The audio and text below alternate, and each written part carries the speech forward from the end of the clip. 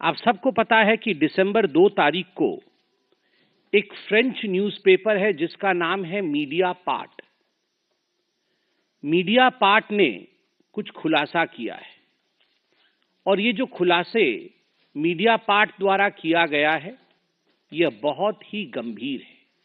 The allegations which have been brought forth by the media part, which is a French newspaper, a well-known French newspaper, often referred to by you all as well, these are of extreme grave nature. और आज के इस press conference में एक त्रिकोण बनता है। We are going to talk about this dangerous triangle which is trying to destabilize India. और ये जो त्रिकोण है, इसमें एक तरफ अमेरिका में बैठे जॉर्ज सोरोस उनकी फाउंडेशन है, कुछ अमेरिका की एजेंसीज भी हैं।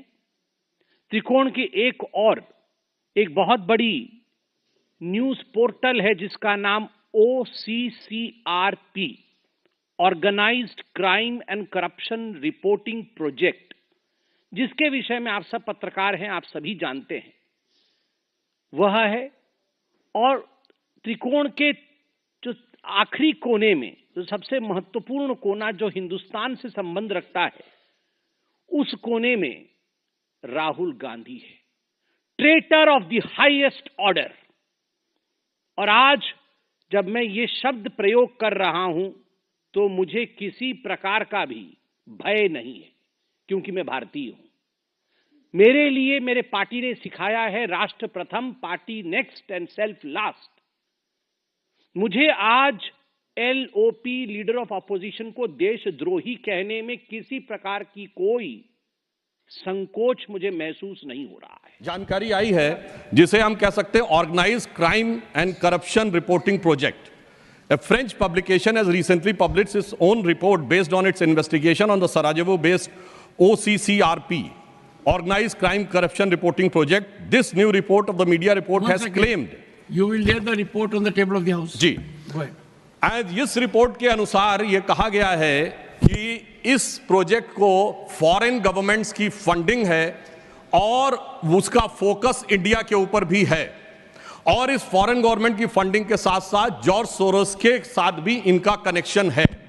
अब यह केवल हम एक रिपोर्ट के आधार पर नहीं कह रहे हैं सभापति महोदय, मैं सदन का ध्यान आकृष्ट करना चाहूंगा कि विगत 3 वर्षों से यह क्या एक संयोग है कि जिस समय भारत की संसद का सत्र चलता है, मैं सिर्फ एक संयोग बता रहा हूं, भारतीय फार्मर्स के बारे में रिपोर्ट आती है 3 फरवरी 2021, बजट सत्र है 29 जनवरी 2021। पेगासस रिपोर्ट आती है 18 जुलाई 2021, मानसून सत्र है 19 जुलाई 2021।